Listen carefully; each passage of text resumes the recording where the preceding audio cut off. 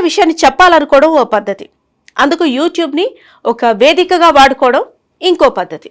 వీడియోలు రిలీజ్ చేయడం, తద్వారా రెవెన్యూ పొందడం, నలుగురిలో పాపులారిటీ సంపాదించుకోవడం, మన వ్యక్తిత్వాన్ని బయట పెట్టుకోవడం, ఇది ఒక పద్ధతి. కానీ నోరుంది కదా అని ఇష్టం వచ్చినట్టు మాట్లాడేయడం, వావి వరుసలు మరిచి చివరికి తల్లి తండ్రి సంసార జీవితానికి సంబంధించి కూడా జోకులేసేయటం, హో అని నవ్వుకోవడం. అంటే అందరు ఎవరు చూస్తూ ఉంటారనుకుంటున్నారా? వాక్చాతుర్యం ఉంది కదా అని ఇష్టం వచ్చినట్టు ఏది పడితే అది వాగేయటమేనా? లేదు, పరిస్థితులు మారాయి. మనం గనక మన ఒళ్ళు, నోరు, కళ్ళు, మెదడు దగ్గర పెట్టుకొని మాట్లాడకపోతే డైరెక్ట్ లా ఉందే, లా తంతుంది. నిజమే ఇది. కోర్టు బాగా చివాట్లు పెట్టింది ఇదిగో ఇతకాడికి. Ranveer Allahbadia, one of the famous YouTubers, అసలు మోదీ గారి చేతుల మీదుగా కూడా అవార్డు అందుకున్నాడు. అసలు సెలబ్రిటీ సైతం అతనితో చిట్ చాట్ చేయడానికి, ఆ టాక్ షోలో పార్టిసిపేట్ చేయడానికి ఎంతో ఉత్సాహం చూపిస్తాడు. అండ్ చాలా చాలా ఫేమస్. కానీ ఏమైంది, ఇండియాస్ గాట్ టాలెంట్ షోలో తల్లిదండ్రికి సంబంధించి, వాళ్ళ సాంసారిక జీవితానికి సంబంధించి నాకే చెప్పడానికి సిగ్గర్పించే జుగుప్సాకరమైన మాటలు మాట్లాడారు, నవ్వారు. షో పబ్లిష్ అయింది. ఊరుకుంటారు జనం? కాదు.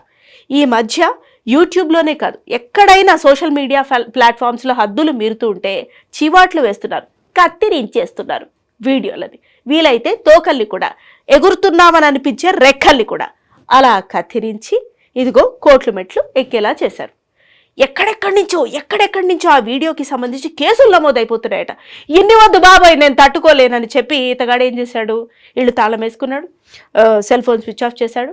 కట్ చేస్తే కోర్టు ముందు హాజరయ్యారు. సుప్రీం కోర్టే చీవాట్లు పెట్టింది. నీకు ఫ్రీడమ్ ఆఫ్ స్పీచ్ ఉందని ఏదైనా మాట్లాడేస్తావా? మాట్లాడే ముందు ఆలోచించవా?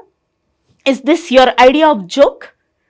ఇక నుంచి ఒళ్ళు దగ్గర పెట్టుకుని ఉండు అని ఇతగాడిని, ఇదిగో ఆ షోలో పార్టిసిపేట్ చేసినటువంటి ఇతని పక్కన కూర్చున్నటువంటి కో ప్యాసింజర్స్ ఉంటారు కదా, వాళ్ళని కూడా కలిపి చివాట్లు పెట్టారు.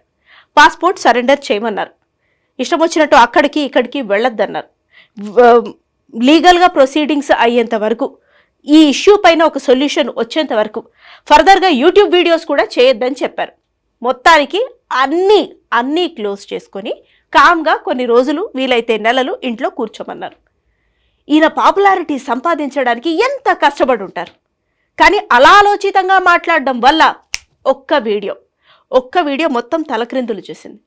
మళ్ళీ ఆయన రిపేర్ చేసుకొని రావడానికి కొన్ని నెలలు, సంవత్సరాలు పట్టచ్చు. అయినా అప్పుడు జరిగిన ఈ విషయాన్ని కొన్నేళ్ల తర్వాత ఎవరూ మర్చిపోరు. అప్పుడు హాస్యంగా ఈయన మీద ట్రోల్ చేస్తారు. ఈయన క్రిటిసిజం ఎప్పటికీ ఫేస్ చేయాల్సి ఉంటుంది. అందుకే precaution is better than cure అన్నారు.